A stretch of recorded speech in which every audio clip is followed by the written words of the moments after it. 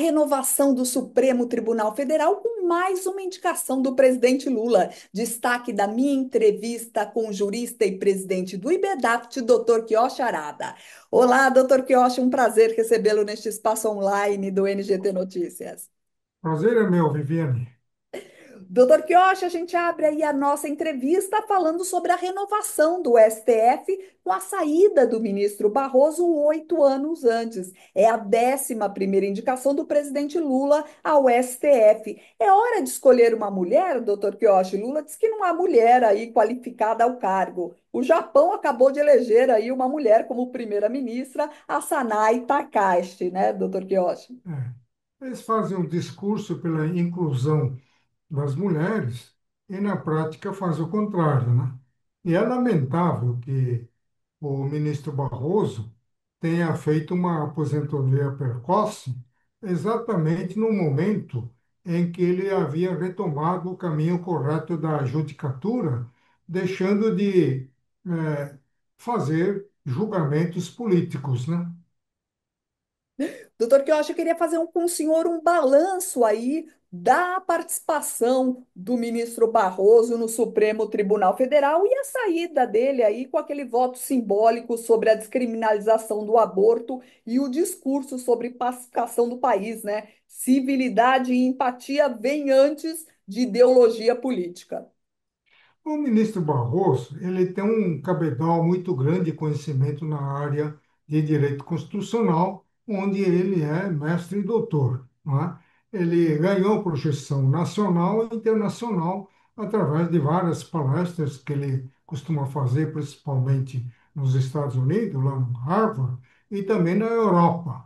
E ele é autor também de livros de natureza jurídica.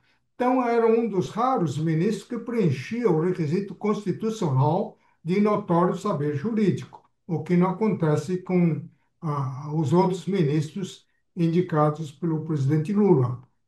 Então, é uma pena. Ele deixou um balanço, digamos assim, positivo, não é? Agora, eu não entendi essa última votação de descriminalização do aborto até 12 semanas de gravidez, que, no entender dele, ah, o tema deveria ser tratado não no âmbito do direito penal, mas no âmbito da saúde pública.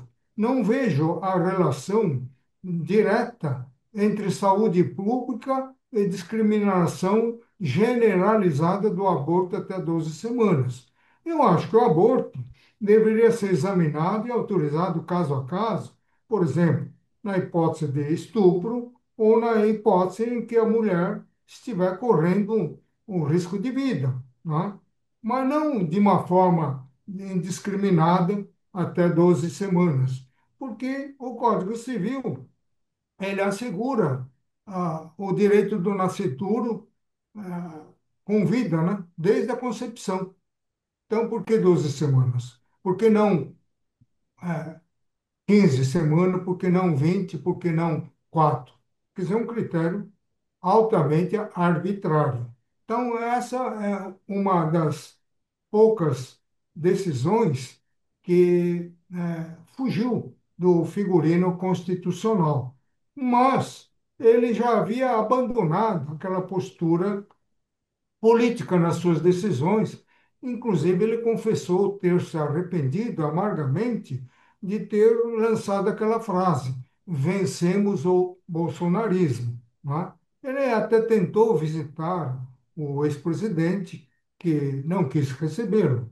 Não é? Então, essa saída dele e a perspectiva de nomeação de outro ministro da Advocacia Geral da União veio em um mau momento, porque a Advocacia-Geral da União, hoje em dia, Viviane, ele deixou de ser advogado da União, passou a ser advogado do chefe do governo, o que é muito ruim. Doutor Quiochi, o senhor citou aí o nome do Jorge Messias, né, sendo cogitado, na verdade era um nome aí que o presidente pensava desde antes o ministro Flávio Dino, né? E outro nome também que apareceu aí cotado, que é principalmente o preferido do Davi Alcolumbre, é o Rodrigo Pacheco, né? O Rodrigo Pacheco também seria um nome aí positivo? Qual a sua opinião, doutor Quiochi? Ele é político. Eu acho que no Supremo Tribunal Federal deve evitar nomeação de políticos, né?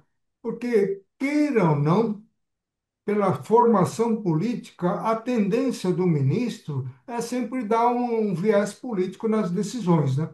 Então, o Rodrigo Pacheco, no meu entender, é o menos indicado, além de não preencher o requisito de notório saber jurídico. Qual é a obra jurídica que ele publicou? Ninguém sabe. Doutor Quiochi, qual será então aí o desafio do ministro Fachin à frente da Suprema Corte, né? Ele diz que o protagonismo político não é papel do STF, como o senhor reforçou, né? Ou seja, ele parece querer apaziguar aí a guerra com o Congresso. Bom, se ele fizer o que está falando, não é? E não usar aquela tática de faça o que eu mando, mas não faça o que eu faço, entendeu? E tudo dará certo. Mas eu tenho minhas dúvidas se realmente ele terá condições de manter os demais ministros dentro da quadra do Supremo Tribunal Federal e não extrapolar de suas funções. Porque o ministro Fachin é também um adepto do consequencialismo jurídico. Então, ele acha que toda norma tem que gerar consequência, mesmo as consequências não desejadas pelo legislador constituinte. Então, a norma existe para dar resultado. Então, ele vai julgar uma questão omissa na Constituição Federal, ele não se limita mais a comunicar a omissão ao Congresso Nacional, ele já legisla, entendeu? Então, é muito difícil ele sair desse hábito do Supremo Tribunal Federal. Doutor Quiochi, vamos falar sobre o PL da dosimetria, né? O debate sobre a anistia light proposta pelo Centrão, né? Esfriou na Câmara. Na sua opinião, por que os deputados aí deixaram de lado a pauta prioritária dos bolsonaristas? Bom, eu acho que o que o Congresso tinha que fazer é pautar o projeto da anistia. O Supremo Tribunal Federal, bem ou mal, cumpriu a sua missão condenando os réus do Núcleo 1 a 27 anos e 3 meses de prisão, dentre os quais o ex-presidente Bolsonaro. Ponto final. Agora, a outra coisa é a atribuição do Congresso Nacional de conceder ou não anistia. Mas ante a sinalização, porque agora os ministros antecipam as futuras decisões, né? E não fica apenas nos autos, né? Falam para a mídia, né? Então, com o receio da impugnação pelo Supremo Tribunal, eles convolucionaram o projeto de anistia em projeto de dosimetria com a ajuda do ex-presidente Michel Temer, ajuda do ministro Gilmar Mendes, ajuda do Paulinho da Força e ajuda do senador Aécio Neves, né? Eu acho que é completamente inconstitucional esse projeto de dosimetria. Dosimetria é um instrumento processual penal restrito ao Poder Judiciário. O juiz condena e depois ele faz a dosimetria para individualizar a pena em três etapas. Em primeira etapa, ele vai verificar a vida progresso, o comportamento social dele, se é reincidente ou não, e fixa a pena básica mínima. Na segunda etapa, ele vê as condições que majoram a pena, condições que diminuem a pena, né? E fixa aí uma outra pena. E na terceira etapa final, é que ele vai verificar as majorantes, causas da majoração e as causas da minoração. Então, e fixando em definitivo a pena para cada indivíduo na exata proporção do ato ilícito praticado por cada um dos corréus, e não fixar uma pena única, coletivamente. Está se verificando, portanto, que a dosimetria é tarefa do Poder Judiciário. Não cabe ao Congresso Nacional, que sequer tem a vida pregressa dos condenados, que sequer conhece participar do processo de instrução e julgamento, não tem o perfil de cada condenado, fazer a dosimetria. Não faz sentido. Doutor Quioche, nós presenciamos aí o enterro da PEC da blindagem no Senado, que gerou uma briga com os deputados que aprovaram, né? É a Câmara e o Senado disputando aí o protagonismo da pauta na política, não é mesmo? É verdade. Agora, a Câmara tem razão num ponto, né? Ninguém é a favor da impunidade absoluta dos parlamentares, né? Se ele praticou crime, ele tem que responder. Agora, crime contra a honra, tudo bem, porque estaria acobertado pelo princípio da imunidade parlamentar pelo artigo 53. Mas outros crimes, assassinato, tráfico, o que tem a ver com o exercício do mandato parlamentar? Tem nada a ver. Mas é a PEC da blindagem, ele tornava impossível o Supremo Tribunal Federal deflagrar a investigação contra os parlamentares sem prévia aquiescência da respectiva casa que pertence ao parlamentar. Isso é coisa ruim. Mas o ponto positivo é que liberta os parlamentares da pressão do Supremo Tribunal Federal. Eles podem julgar o projeto de anistia, por exemplo, com ampla liberdade, sem sofrer pressões do Supremo Tribunal Federal com eventual abertura de processo criminal contra eles. Doutor Claudio, vamos falar aí sobre os avanços nas negociações entre Brasil e Estados Unidos pelo fim do tarifaço. Um prejuízo, claro, ao bolsonarismo, com Ciro Nogueira acusando Eduardo Bolsonaro de favorecer a recuperação da popularidade de Lula. Estão brigando entre si, desmontando a direita, não é mesmo, doutor Quioche? Eu acho que o Ciro Nogueira tem razão. Enquanto o nosso chanceler está negociando com o secretário de Estado para baixar a tarifa, né? Como ele simplesmente ele tocou no assunto de levantar as sanções impostas contra a autoridade brasileira, né? Então o acordo gorou. Mas enquanto estava negociando, o nosso presidente está atacando o presidente americano, né? Então, é difícil de entender a razão pela qual o nosso presidente manda um negociador e, ao mesmo tempo, ele fica atacando o presidente americano. Eu acho que ele quer manter essa tensão entre os dois países para ele poder agitar a bandeira da soberania, que é muito bem quisto aqui pela população brasileira.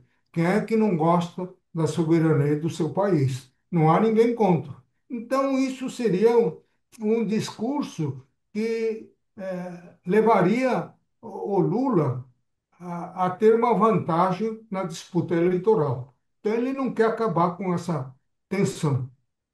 Sem dúvida. Doutor Costa, vamos falar sobre economia. O governo corre aí para resolver o dilema da meta fiscal, né? Perdeu na Câmara a batalha aí pela MP que aumentava impostos, né? Eu conversei com o relator da proposta, o deputado Zaratini, que acusa os parlamentares da oposição de baterem na tecla que o governo precisa cortar gastos, mas enchem a pauta de projeto aí que elevam os custos do governo. Parece que o Congresso mesmo não está comprometido com despesas, né? Destaque aí das emendas parlamentares, não é mesmo, doutor? Ele fala em que o parlamento não vai tolerar mais aumento quando convém politicamente, não é? Agora, quando não lhe convém, para continuar recebendo os bilhões de emenda parlamentar, ele não está nem aí com o povo contribuinte, não está nem aí. Eles estão aprovando a toque de caixa a reforma do IR, que isenta até R$ 5.000 e compensa com a tributação dos dividendos, tributação daqueles que ganham acima de 50 mil por mês ou R$ 600.000, com uma taxa escorchante, né? Então, isso eles não estão falando. Agora, todo mundo sabe que isso está errado, mas ninguém tem coragem de criticar abertamente por não ser entendido como aquele cidadão contrário à inclusão social. Quem é que não é a favor da inclusão social? Só que a inclusão social se faz por um instrumento eh, social, é dotar de verbas fabulosas o Ministério da Previdência e Assistência Social. Dobrar, por exemplo, o valor do benefício é, temporário, né? E não fazer por meio de instrumento tributário. O tributo existe exatamente, ou principalmente o imposto, para custear os serviços gerais do Estado, dentre os quais o de proteger os vulneráveis. Mas tem que ser arrecadado e sair, entrar no Tesouro Nacional e de lá sair em forma de pagamento de despesa para socorrer os vulneráveis. É assim que se controla a execução orçamentária. Agora, você isenta na fonte, é, o povo não sabe quem são os beneficiados e enquanto cada um foi beneficiado. Então, não, é totalmente contra o princípio da transparência tributária que está no artigo 5º do, não, parágrafo 5º do artigo 150 da Constituição Federal. Doutor Quiochi, uma das soluções aí para aumentar a arrecadação do governo seria taxar as bets, né? Na verdade, quando elas foram regulamentadas, o objetivo justamente era esse, né? Taxar as casas de apostas, né? Além de regulamentar, taxar as casas de apostas. E agora não se fala mais nisso. Inclusive, foi descoberto aí vários textos que os deputados estudam que foram redigidos por advogados das próprias bets, né, das casas de apostas. Não se quer mesmo falar em tributação de apostas online no Brasil, não é? É uma pena, né? Se eles estão tributando a loteria e outros jogos, por que não tributar essa rede social que faz a aposta online, né? Então, devia tributar, inclusive, com uma finalidade regulatória, finalidade ordinatória, para que o trabalhador que ganha minguados reais passe a perder dinheiro nessas apostas, piorando a sua condição social. Entendeu? Sem É dúvida. uma pena. E até porque ajudar, como o senhor falou, né, a regulamentar as apostas online no Brasil, que continuam trabalhando na irregularidade. A gente vê aí várias operações da Polícia Federal com influenciadores que divulgam os jogos do Tigrinho, por exemplo, né, os É. jogos que não são legalizados. O nosso parlamento é avesso à regulamentação do jogo do bicho, por exemplo. Não é? Não, então, porque aí diminui o leque de opções para atos corruptivos. Não é? Então, você fica aí na clandestinidade, a polícia vai lá, bate lá, cadê o meu? Entendeu? Então, eles querem manter essa clandestinidade, né? Porque a legalização traz muita transparência e não há mais que se falar em achaques, né? Doutor Quioche, vamos falar da privatização dos Correios, que volta à tona com um debate nacional depois de mais um rombo nas contas da estatal, que pediu empréstimos aí de 20 bilhões de reais aos bancos, com participação da Caixa e do Banco do Brasil. É hora de se pensar em privatizar os serviços dos Correios? Não só os Correios, como todas as estatais que exploram a atividade econômica, deveriam ser privatizados, não é? e cumprir o que está na Constituição Federal, no artigo 173, não é? Estatais só por imperativo de segurança nacional, né? E aí, ironicamente, a Embraer, que fabrica bombas, fabrica aviões de caça, que tem implicações com segurança nacional, foi privatizado. Agora, a Petrobras não, o Banco do Brasil não, a Caixa Econômica não. Então, essas entidades que exploram a atividade econômica deveriam ser todas privatizadas para diminuir o nível de corrupção, porque essas estatais viraram cabine de emprego, viraram um instrumento de manobra política, não é? Então, os dirigentes não são indicados e nomeados pelo critério do conhecimento, da competência técnica na respectiva área. São todos leigos, indicados politicamente, que não entendem nada, nada, nada de gestão administrativa, não é? Então, a Correio é um exemplo disso, né?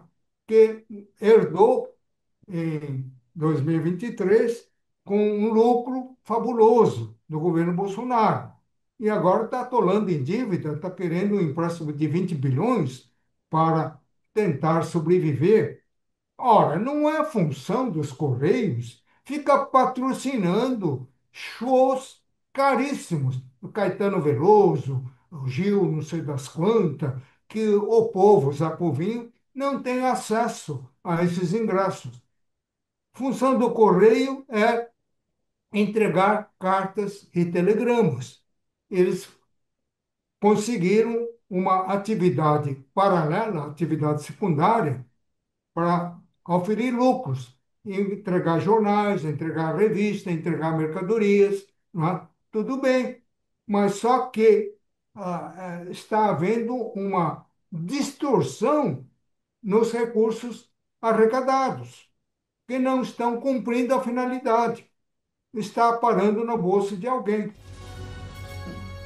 Então tá certo, doutor Quiochi, nosso tempo encerrou. Queria muito agradecer sua presença aqui no NGT Notícias. Eu que agradeço, Viviane.